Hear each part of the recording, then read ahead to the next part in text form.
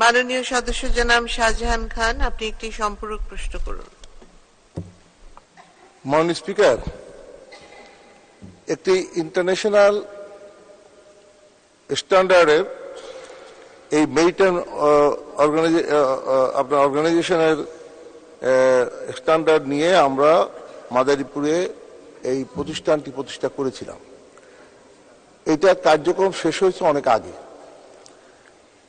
ইতিমধ্যে আমি মাননীয় মন্ত্রীকে বলেছিলাম যে উদ্বোধন করার জন্য, তিনি বলেছেন যে ইতিমধ্যে মাননীয় প্রধানমন্ত্রী এটি উদ্বোধন করেছেন।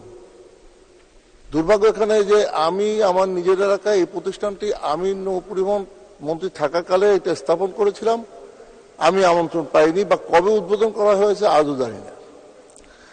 এরপরে বিষয়টা হলো মাননীয় স্পিকার, যে আপনি লক্ষ্য করেছেন এখানে যে আপাতত 15তম ব্যাচের 100 জন প্রশিক্ষণার্থী ন্যাশনাল মেরিটাইম ইনস্টিটিউটের চট্টগ্রামে প্রশিক্ষণরত আছেন।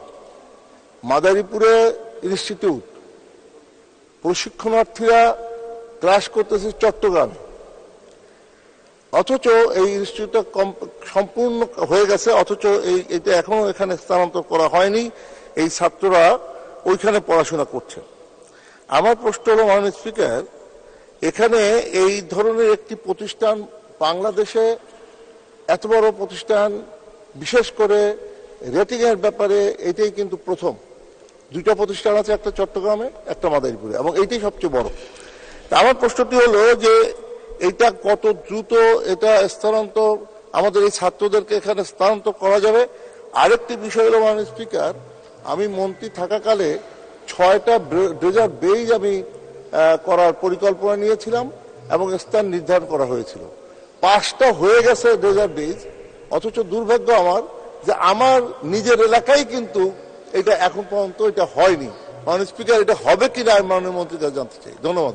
ধন্যবাদ মাননীয় সদস্য। মাননীয় মন্ত্রী। মাননীয় স্পিকার, আপনাকে ধন্যবাদ। সংসদ সদস্যের উনি যে কথাটা উপস্থাপন করেছেন তার উত্তরে আমি বলতে চাচ্ছি যে আমরা অলরেডি বলেছি যে ইতিমধ্যেই 5 জনকে সংযুক্তি দেওয়া হয়েছে, অধ্যক্ষ সহ 5 জনকে নৌবাহিনী থেকে সংযুক্তি করা হয়েছে।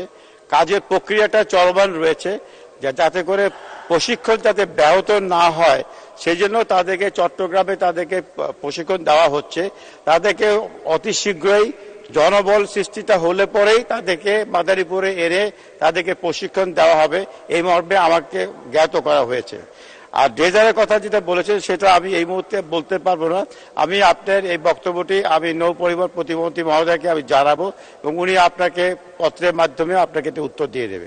ধন্যবাদ মাননীয় স্পিকার। ধন্যবাদ মাননীয় মন্ত্রী।